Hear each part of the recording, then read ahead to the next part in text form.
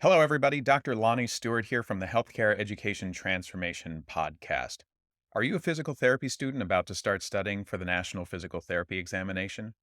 Or maybe you're a professor, a program director, or clinical instructor who teaches DPT students preparing for the NPTE? Either way, we would recommend checking out our sponsor, NPTE Final Frontier, and the community they've built around preparing for and succeeding on the NPTE. That exam and the preparation that goes along with it can be long, tedious, difficult, and stress inducing, but it doesn't have to be. NPTE Final Frontier has the tactics and resources to help address all of the usual barriers. They even have scholarships to help with NPTE study courses, FSBPT registration fees, and even research opportunities. And if that's not enough, they're even donating to the very first annual HET Podcast Scholarship to be awarded at the end of every year. Go to npteff.com for all of the details and use code HET for 10% off all purchases.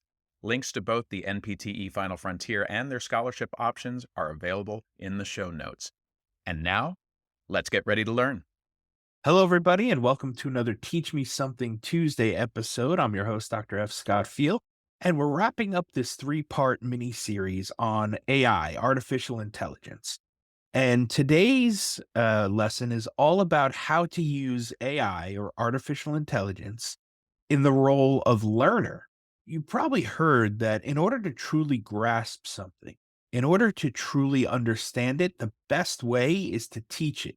If you can teach something to somebody, then you know you've got a firm grasp on the understanding of things. That being said, using AI as a learner can help both students and professors. It can help professors because they can actually use AI as like mock students and try to go through a lesson and make sure the information they're teaching and how they're teaching it is understandable.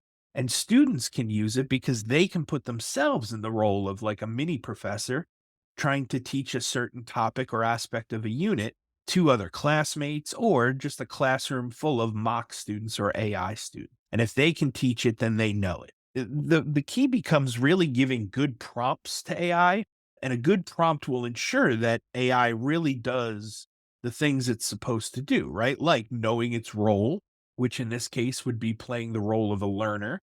In a sample prompt, it would be something like, you are a physical therapy student. You are learning a lesson on cardiovascular function. I am your professor, and I'm going to teach you three different topics. I want you to ask questions that you may have or clear up anything that may be unclear.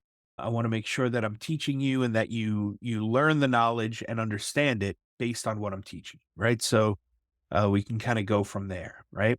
Now, the cool thing about using AI in the learner role is that it kind of gives students agency, right? It gives them choices about the topics and applications of those topics that they're going to go over. So wherever they feel like they're having a tough time or a deficiency or a weakness, they can really lean into that topic and kind of go over it, in complete detail and make sure that they're teaching it to an understanding level.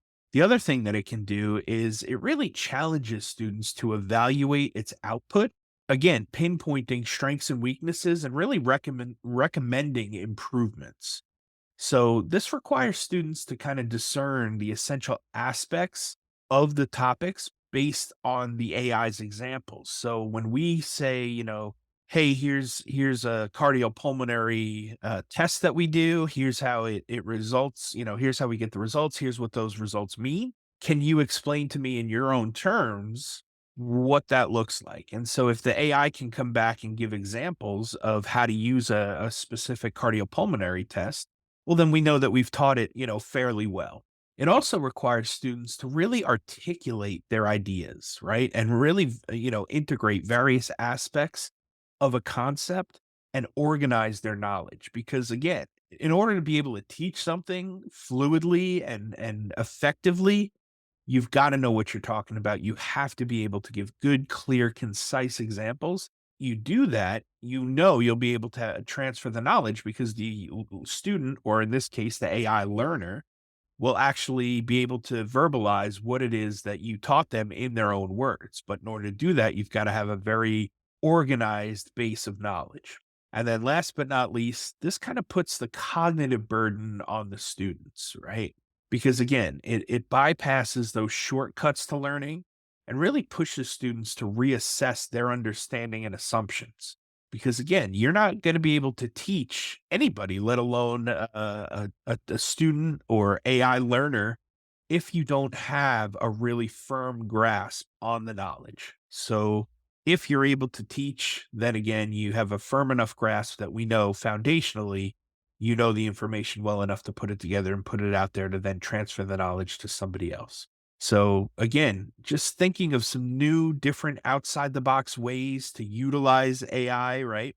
And one of the cool ways too that I've been seeing that students have used with group work is to kind of use AI to organize group work and how it should be laid out. So, like, who's going to do what each section should look like for each individual, timelines, calendars, meeting invites, things like that. It can really do some cool things and save some time.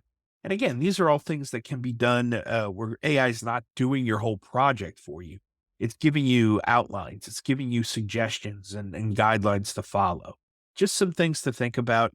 Obviously, there's the ethical components of AI, and really we have to do a whole dive on that. But I think we'll probably do a full episode on that at some point. The ethics of artificial intelligence. We'll probably have a couple of really good guests on for that one. So hope that was helpful, and we will see you on the next one. Hello, everybody. Dr. F. Scott Feil here, and we don't do this nearly enough. I wanted to thank you as an audience for being here, for listening to the shows. Without you guys, we wouldn't have anybody to geek out with over education and learning and teaching and educating. So, thank you for being here, for being faithful listeners over the years. Also, if possible, we'd love to ask a favor. We don't do this often, but if you could leave a rating and a review on Apple Podcasts or Spotify or wherever you listen to this podcast, we would greatly appreciate it. It helps boost our rankings and our algorithm and really just helps get this message out to more people out there in healthcare education who may need, some of the episodes and the experts that we interview. So if you could, like I said, leave a rating and review, we would greatly appreciate it. And we will see you on the next show.